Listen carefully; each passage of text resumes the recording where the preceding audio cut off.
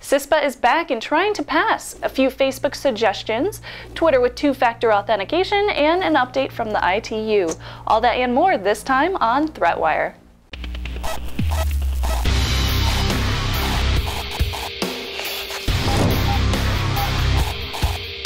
Hello and welcome to Threat Wire. I'm your host Shannon Morse, and my co-host Darren Kitchen is on special assignment in Europe right now, and I'm totally jealous.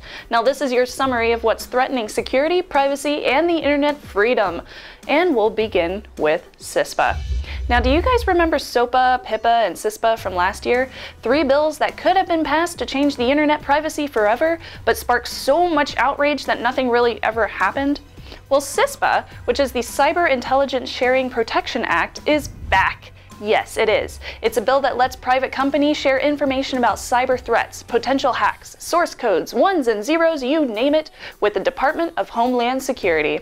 CISPA received criticism for being very vague and not protecting regular internet users' rights to privacy. When it was first introduced, the bill could potentially lead to authorized and legal invasions on Americans' privacy. 2 representatives, first off Dutch Ruppersberger, a Democrat from Maryland, and Mike Rogers, a Republican from Michigan, are planning to reintroduce the bill to the House this year. Now, supposedly this bill is being amended to take care of said issues, but that's yet to be determined. Ruppersberger is hoping that the issues will resolve any problems of the bill passing the White House. But if that isn't confirmation enough from a politician, check out CISPAisback.com. Fight for the Future, a non-for-profit group working to extend the internet's power for good, has already kicked off an online petition asking voters to call their representatives on the House Intelligence Committee and express their opposition to the bill. Next up, we got Facebook. Now, ABC News has posted 7 easy steps to use to protect your information on Facebook from being so identifiable and easily hacked, some of which I should probably do on my own profile. Now, some of these are really easy, like lying about your age, at least the birth year, and using a nickname or spelling your name a little bit wrong. Some may take a little bit more security work in the settings, such as ungeotagging your photos, removing any credit card information, but seriously, why are you buying extra game tokens for Facebook games anyway? You shouldn't be doing that, so stop that. The best suggestion that I like is deactivating your account, although I'm definitely not going to follow that one myself because I love my profile.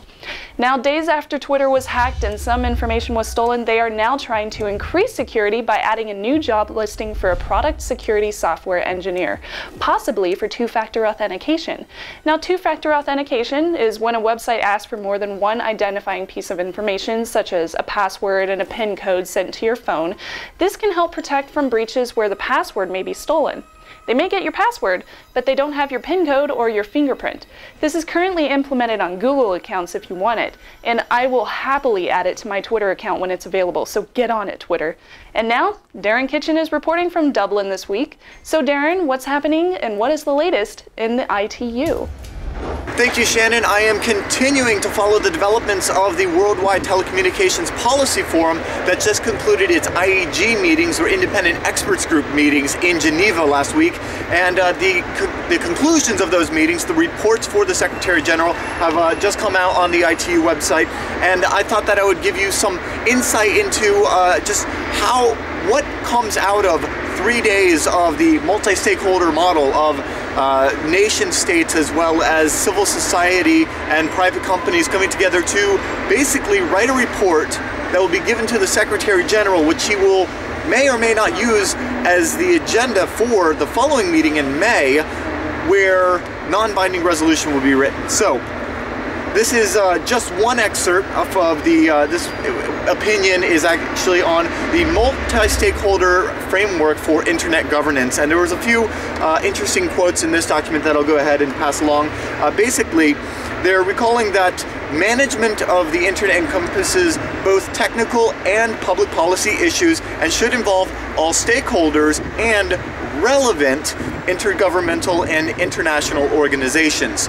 So this is, as the ITU embraces the multi-stakeholder model, them saying, hey, if we're going to embrace this, we're going to be a part of it. I would disagree with the statement of relevant. I don't know who these irrelevant stakeholders in the government or in the internet are.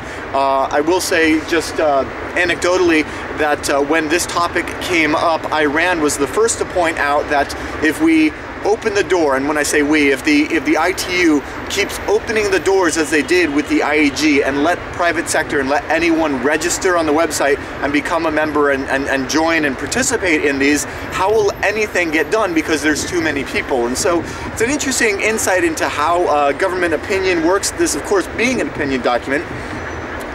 It goes on to recognize that the existing arrangement for the internet governance has worked effectively, which we all know, and it says that, you know, yada yada, to make the internet the highly dynamic, robust, and geographically diverse medium that it is today. So yes, we understand that, and then it goes on to say that all governments should have equal role and responsibility for international internet governance and for ensuring the security and stability and continuation of the internet, which I guess we would all agree on.